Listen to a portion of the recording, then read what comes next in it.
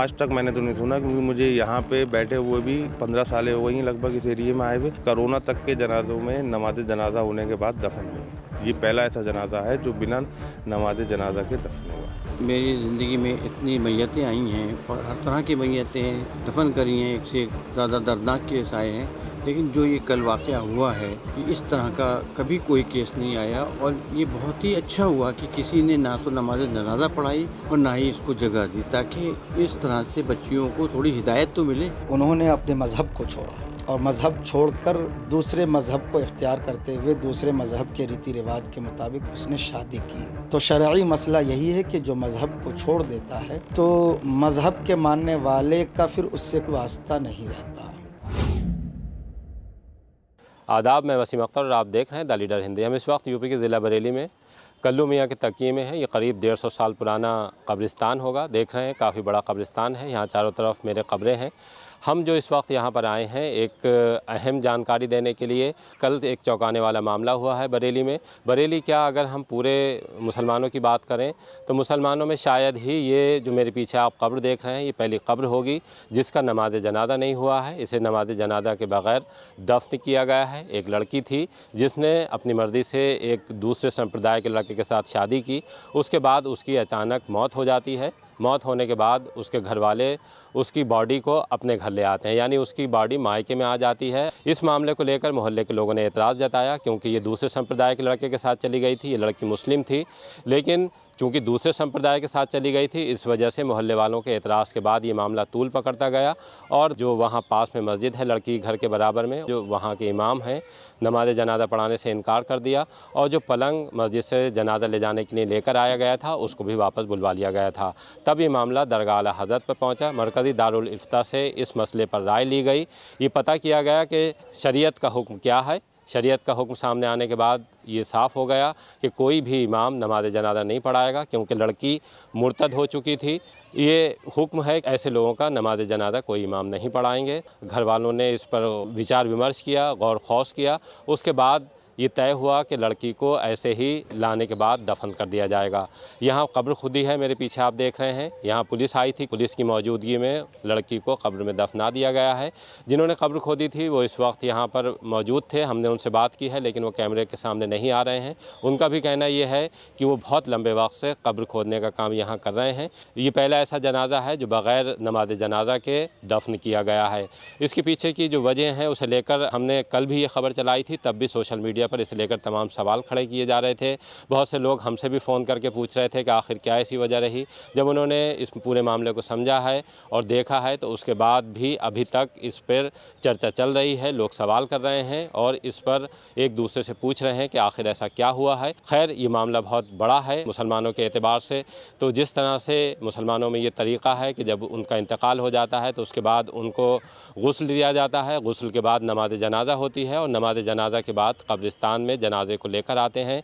वहाँ कब्र खोदी जाती है और कब्र खोदने के बाद जनाजे को उसमें दफन कर दिया जाता है। लेकिन ये पहला मामला था, हमारे लिए भी बेचैनी का सबब था। हमसे भी लोग जानना चाहते थे कि एक लड़की का ऐसा इंतकाल हुआ है जिसको लेकर काफ़ी हंगामा खड़ा हुआ है। लोग उसके जनाजे में शामिल नहीं होना चाहते हैं। उसके पीछे की वजह क्या है? तब हमने ये वजह तो साफ़ कर दी थी कि लड़की इस तरह से एक दूसरे संप्रदाय के लड़के के साथ शादी कर चुकी थी। उसकी अचानक मौत होती है और मौत के बाद उसके घर वाले यानी उसके मायके में उसके जनाजे को ले आया जाता है, इस वजह से कि उसको दफनाया जाएगा। लेकिन जब विवाद खड़ा हुआ और इस पर तमाम सवाल आए तो उसके बाद ये मामला कानून शरअ जानने के लिए मरकज़ी दारुल इफ्ता दरगाह आला हज़रत गया था। हमने वहाँ जो मुफ्तियान कराम हैं उनसे भी बात की तो उनका भी इतना ही कहना है इस मामले में कि हमने जो घर वाले आए थे उनको हुक्म शरअ से वाकिफ़ करा दिया है। अब बाकी ये उनका काम है कि उस पर क्या करते हैं। हमारे साथ चश्मदीद भी हैं जिन्होंने कल इस जनाजे को आते हुए देखा है पुलिस की मौजूदगी में और फिर इस लड़की को इस कब्र में दफन होते हुए देखा है। हम उनसे जानते हैं कि कल किस तरह से यहाँ पर जनाजा आया है और उन्होंने क्या देखा था। मेरा नाम फरमान खान है जी फरमान भाई, यहाँ आपका गोदाम है क्या है? जी, मेरा यहाँ सामने ही कब्रिस्तान के तंबाकू का गोदाम है और वहीं मैं बैठा हुआ था जिस टाइम ये करीब 5 बजे के टाइम लमसम ही जनाजा आया, 4 से 5 बजे के टाइम। तो उसमें एक तो पब्लिक की संख्या बहुत कम थी। फिर पता चला कि ये ऐसे लोग होंगे? कम से कम 10 से 12 लोग। अच्छा, उसको घर के लोग। जी घर घर के लोग थे, उसके अलावा को दोस्त संग में पुलिस थी। ऐसा पहला जनाजा था जिसमें आपने देखा कि अक्सर देखते होंगे जनाजे, लेकिन उसमें भीड़ बहुत कम थी। जी इसी अभी तो माथा ठनका कि इतनी पब्लिक कम क्यों है, पुलिस क्यों है, तो पता चला कि इसने किसी दूसरी संप्रदाय के लड़के से शादी करी। इस चक्कर में कोई मोहल्ले वाला इनके साथ नहीं है और ना ही इनकी नमाज जनाजा हुई है। बहुत कम लोगों की संख्या में आके जनाजा यहाँ दफन हुआ है। अच्छा, आपकी कितनी उम्र होगी? मेरी उम्र करीब 38 साल है। आज तक मैंने तो नहीं सुना, क्योंकि मुझे यहाँ पे बैठे हुए भी 15 सालें हो गई हैं लगभग इस एरिए में आए हुए। कोरोना तक के जनाजों में नमाज जनाजा होने के बाद दफन हुए। ये पहला ऐसा जनाजा है जो बिना नमाज जनाजा के दफन हुआ है।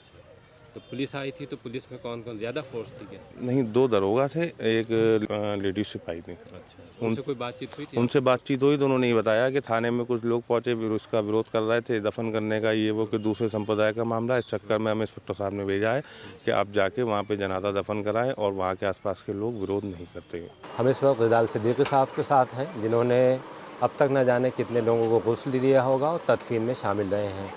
जो लावारिस जनाजे होते हैं उनकी तदफीन भी आप ही करते हैं, और एक बड़ा नाम है इस बेल्ट का कि जिन्होंने अब तक बहुत से जो सुपुर्द खाक हैं उनमें हिस्सा लिया है और लोगों को इंतकाल के बाद घरों से कब्रिस्तान तक पहुंचाया है। हम उनसे जानते हैं कि उन्होंने अपनी ज़िंदगी में कभी कोई इस तरह का वाक़या सुना है कि बग़ैर नमाज जनाजा किसी को कब्र में दफनाया गया हो।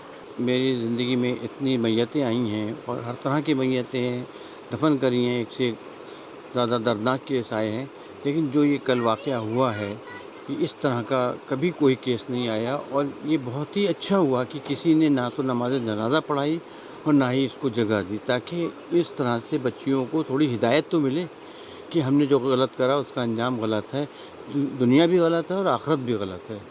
आपको कल इत्तला कैसे मिली? लोगों ने मुझे मशवरा करा, साहब कोई जगह है दफन करना है, तो मैंने भी मना कर दिया, नहीं साहब कोई ऐसी जगह, ऐसे लोगों के लिए कोई ऐसी जगह नहीं है। अच्छा, आपसे भी कहा गया? जी जी जी, मतलब दफन के लिए कोई जगह बता दीजिए कि कहाँ दफन है। मेरे साहब इस तरह के केस के लिए कोई नहीं लेगा और ना ही हम आपको बता सकते कि कहाँ होगा या कहाँ नहीं होगा। रिजाल भाई, कितने वक्त से आप लगे होंगे इस काम में? ये साहब मुझे करीब 30-35 साल हो गए लावारिस मैयतों को दफीने में, और नॉर्मल मैयतों को भी गुस्ल वगैरह के उसमें जाना आना रहता ही है, और अल्लाह खामोशी से काम करा रहा है और काम चल रहा है। लेकिन इस तरह का केस ये लाइफ में कल पहला सुनने को मिला। तो आपके लिए भी हैरान करने वाला? बिल्कुल, बहुत हैरान करने वाला वाक़या है, और बच्चियों के लिए एक नसीहत है कि जो बच्चियाँ हमारी भटक रही हैं और वालिदैन की कोई उनको वो नहीं है कि भाई हमारे माँ बाप की इज़्ज़त का क्या असर पड़ेगा इस चीज़ से करने से।